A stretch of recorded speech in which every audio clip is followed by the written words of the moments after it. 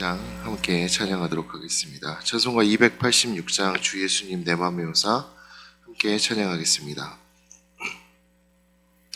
주 예수님 내 맘의 요사 날 붙들어 주시고 내 마음에 새 힘을 주사 늘 기쁘게 하소서. 사랑의 주 사랑의 주 내 마음속에 찾아오사 내 모든 죄 사하시고 내 상한 맘 고치소서. 주 예수님 내 맘에 오사 내 소원 다하시고 내 무거운 짐 맡아주사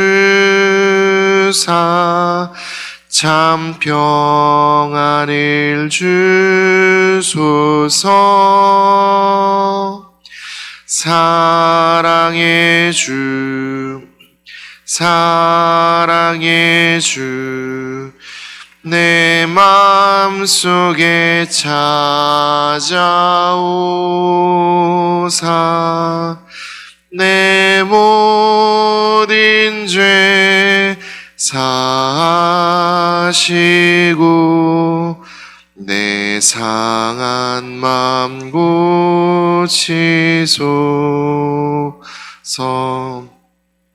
주 예수님 내 맘에 오사 날 정결케 하시고 그 은혜를 내 맘에 채워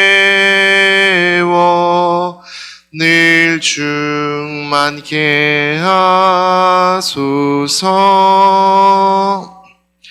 사랑의 주 사랑의 주 내 마음속에 찾아오사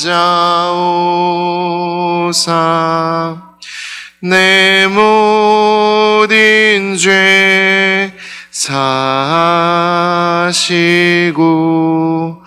내 상한 맘 고치소서. 주 예수님 내 맘에 오사 내 길 인도하시고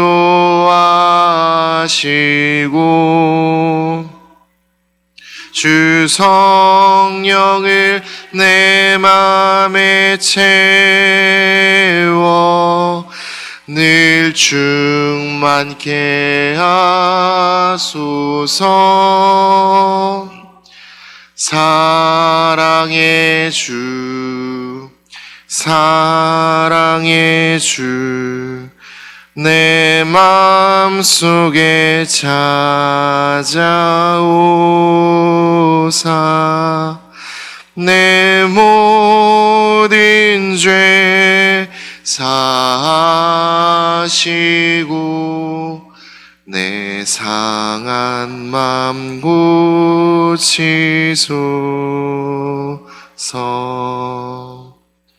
아멘.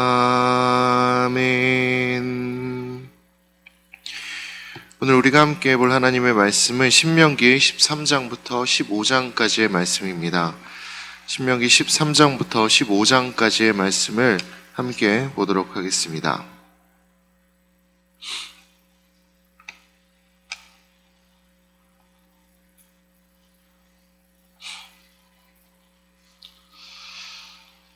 하나님을 믿는 것에서 가장 중요한 사실은 유일한 믿음을 갖는 것입니다. 그리고 그 믿음의 순수성을 계속해서 지켜나가야 한다는 것입니다.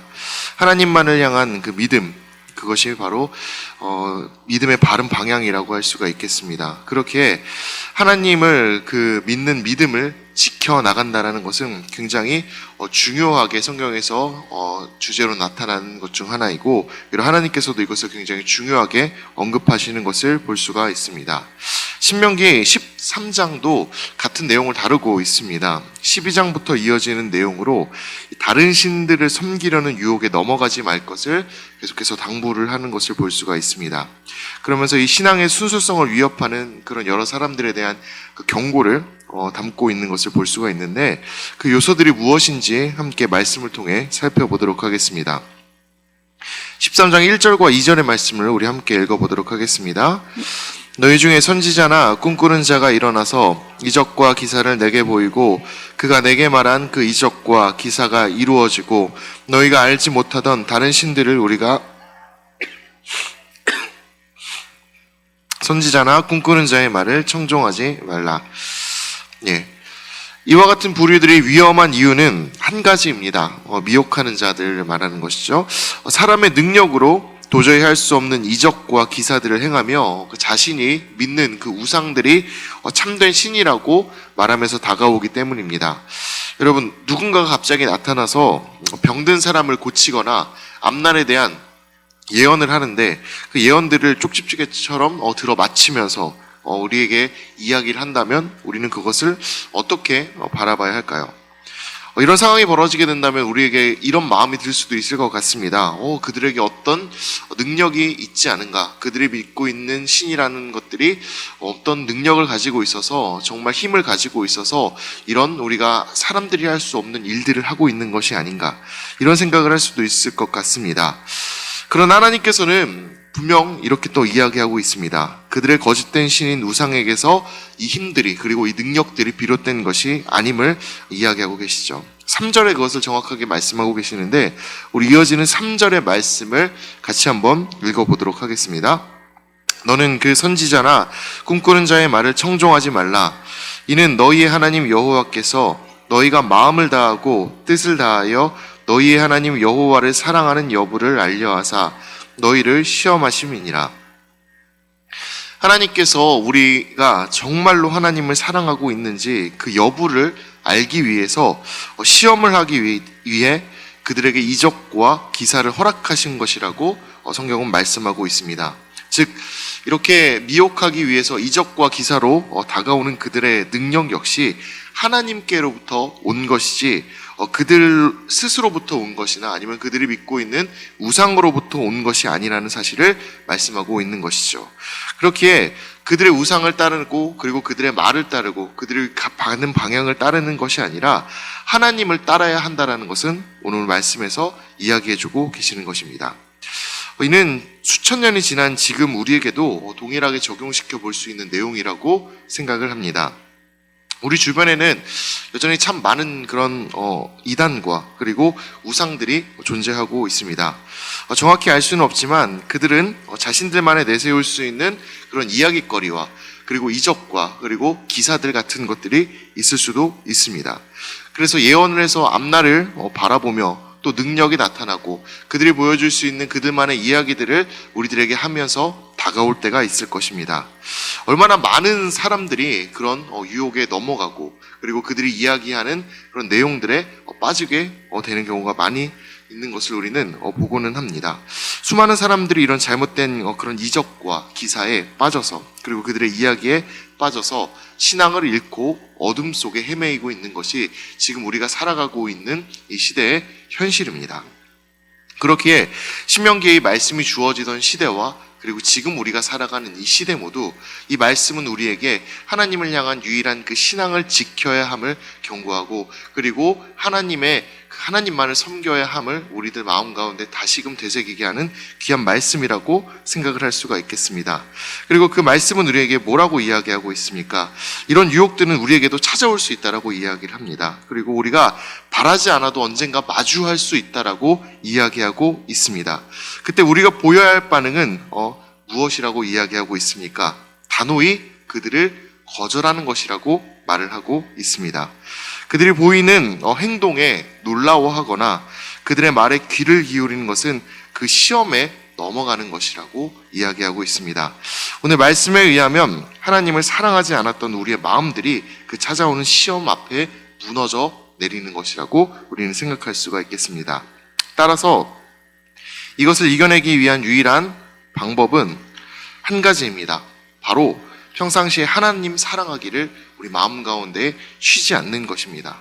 어떤 시험이 닥쳐와도 눈앞에 어떤 이적과 기사가 나타나 우리를 유혹한다 할지라도 하나님만을 진정으로 사랑하는 마음이 있다면 그것이 진실된 것인지 거짓된 것인지 정말 하나님의 말씀인지 아닌지를 우리는 분별할 수가 있습니다. 특히 우리에게 주어진 이 하나님의 말씀을 항상 우리가 사랑하고 가까이 하게 된다면 우리는 어떤 유혹에도 넘어가지 않을 수 있습니다.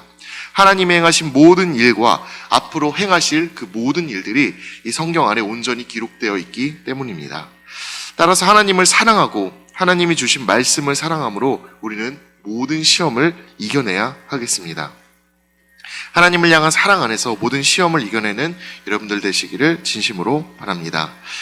14장으로 넘어가 보겠습니다. 14장 1절과 2절은 잘못된 애도의 방법을 금지하는 것을 볼 수가 있습니다. 여기서 금지하는 애도법은 죽은 자를 위해 자기의 몸을 훼손하고 털을 미는 행위가 나오는데, 이것들은 모두 고대 근동 이방 신들을 믿는 이들의 독특한 애도법이었습니다. 하나님 이와 같은 애도법을 금지하는 이유는 두 가지로 설명할 수 있겠습니다. 첫째는 이방신의 풍습을 따르며 그 이방신을 따르는 잘못된 길로 행하지 말라는 것입니다.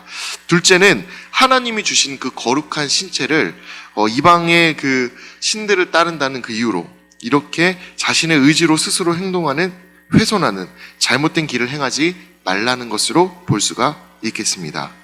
3절부터 21절까지는 먹을 수 있는 짐승과 그렇지 않은 짐승을 나누고 있는 것을 볼 수가 있겠습니다. 여기서 정결하다 말하고 있는 짐승과 그렇지 못한 짐승들의 구분 기준은 사실 정확히 무엇인지는 알 수가 없습니다. 추측하건대 위생적인 이유가 있을 것이다. 그리고 종교적으로 그 이방에서 섬기던 동물들 등의 이유가 있을 것이다. 이렇게 생각을 해볼 수는 있을 것입니다. 그러나 사실 이러한 이유들을 가져와서 왜 먹지 않아야 했을까를 고민하는 것보다 이 음식의 문제들을 바라보는 더 중요한 관점 하나가 있습니다. 그것은 바로 하나님이 먹어도 되는 짐승과 먹지 말아야 할 짐승들을 직접 구분하셨고 그것에 따를 것을 명령하셨다라는 것입니다. 하나님의 백성으로 살기 위해서 이스라엘 백성에게 하나님은 먹는 것에도 절대적인 순종을 요구한 것입니다. 순종에는 조건이 붙지 않습니다. 순종에는 이유도 필요가 없습니다. 순종은 하나님 앞에서 절대적으로 행하는 것만이 중요한 것입니다. 하나님은 그것을 이스라엘 백성들에게 요구한 것입니다. 그렇기에 우리는 하나님의 말씀이 이렇게 주어졌다는 것을 알고 있으면 되는 것입니다. 그렇다면 우리는 이 음식을 먹는 문제를 어떻게 바라봐야 할까요? 이런 질문이 생길 것 같습니다. 우리에게는 이 음식을 가리고 그리고 이 음식을 골라서 먹는 것이 정말 중요할까? 이 문제에 대해서 예수님께서는 이렇게 말씀하셨습니다. 마가복음 7장 15절에서 16절의 말씀입니다. 제가 읽어드리겠습니다. 무엇이든지 밖에서 사람에게로 들어가는 것은 능히 사람을 더럽게 하지 못하되 사람 안에서 나오는 것이 사람을 더럽게 하는 것이니라. 예수님께서는 밖에서 들어가는 그 음식들이 사람을 더럽게 하지 못한다라고 분명히 말씀하셨습니다. 이와 같이 음식을 가리지 않아도 됨을 말씀하신 것이죠. 그러나 예수님께서는 음식보다 더 중요한 것을 가려야 한다라고 이야기하고 계십니다. 바로 사람의 마음 가운데에서 나오는 그 악한 생각들이 사람을 더럽게 하기 때문에 그 악한 생각을 하는 것을 가려야 한다라고 말씀을 하고 계시는 것이죠. 동시에 그 마음에서 나오는 말과 행동들을 가려야 한다라고 가르쳐 주고 계십니다. 즉 아무리 좋은 음식을 골라 먹어도 그 마음이 약하면 예수님을 따르는 그 일에 문제가 있다는 것을 예수님께서는 말씀하고 계신 것이며, 악한 마음을 품게 된다면 예수님의 그 말씀을 따르는 그 순종에 온전히 다하지 못함을 예수님께서는 가르쳐 주고 계시는 것입니다. 그렇기 때문에 우리가 예수님의 말씀에 순종한다 말한다면 음식을 가리는 문제에 집중하는 것이 아니라 바로 우리의 마음과 그리고 그것을 통해 나오는 말과 행동들이 악에 물들지 않고 우리 예수님이 따라가셨던 그 선한 길을 항상 따라가는데 집중하는 것이 우리의 삶이 되어야겠습니다. 바로 그것이 예수님의 말씀에 순종하는 길입니다. 항상 악한 생각을 버리고 그 예수님의 선함을 닮아가며 예수님 닮은 말과 행동으로 살아가는 여러분 되시기를 진심으로 축복합니다. 15장으로 넘어가 보도록 하겠습니다. 15장 1절부터 11절은 면제와 구제에 대한 말씀이 나오고 있으며 12절부터 18절은 종을 대우하는 법에 대해서 다루고 있음을 볼 수가 있습니다. 15장 1절을 보면은 이렇게 시작을 합니다. 매 7년 끝에는 면제하라. 이 매 7년마다 돌아오는 안식년에는 같은 민족의 빚을 탕감해 주라고 하나님께서는 명령하십니다.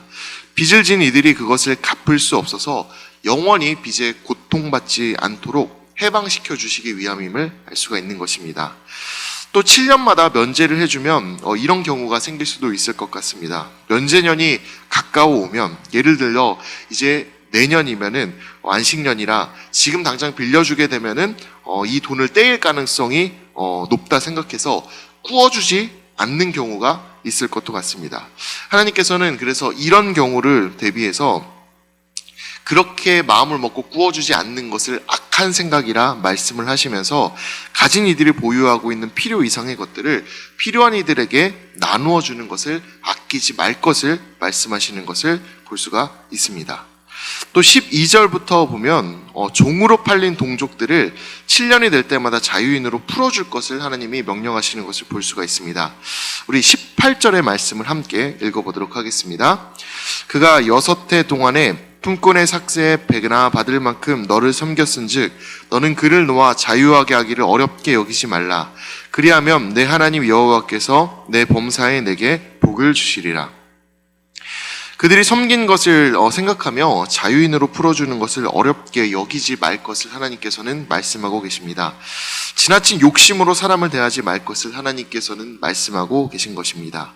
욕심을 버리는 것은 굉장히 중요한 일입니다. 욕심이 있으면 행하기 어렵습니다. 품꾼을 쓰는 것보다 분명 종을 부리는 것이 사람들에게 훨씬 이득이니까 말이죠. 그러나 욕심으로 행하면 누군가에게서는 분명 이 자유가 박탈됩니다. 따라서 하나님은 그 자유를 박탈당한 이들을 대변하시며 가진 이들의 욕심을 포기할 것을 명령으로 전하시고 계시는 것이죠. 이것은 우리도 동일하게 받아들여야 하는 것입니다. 욕심으로 사람을 대하는 것은 옳지 않습니다. 사람은 욕심으로 대하는 존재가 아니라 사랑으로 대해야 하는 존재입니다. 하나님께서 이렇게 빚을 면제하는 것과 어려운 이들을 구제하는 것에 관심을 가지고 계시며 종을 대우하라는 것에서 우리는 하나님의 성품인 사랑을 발견할 수 있으며 하나님이 항상 약자를 돌보시고 그리고 그들의 편에 계신다라는 사실을 알 수가 있습니다. 따라서 우리도 하나님이 사랑하시는 이들을 향해 욕심이 아닌 사랑으로 보듬고 함께하는 것에 최선을 다해야 함을 이 말씀을 통해 배울 수가 있습니다. 우리 대명교회가 이렇게 주님의 마음으로 많은 이들에게 사랑을 전하고 그리고 그들 가운데 하나님의 능력을 전하는 귀한 축복의 통로가 되었으면 합니다. 여기 계시는 여러분 모두가 그리고 우리가 그 일에 가장 먼저 앞장서는 귀한 하나님의 축복의 통로 되시기를 진심으로 축복합니다. 이제 하나님의 말씀을 경청하도록 하겠습니다. 주의 말씀은 내 발의 등이요 내 길의 빛이십니다.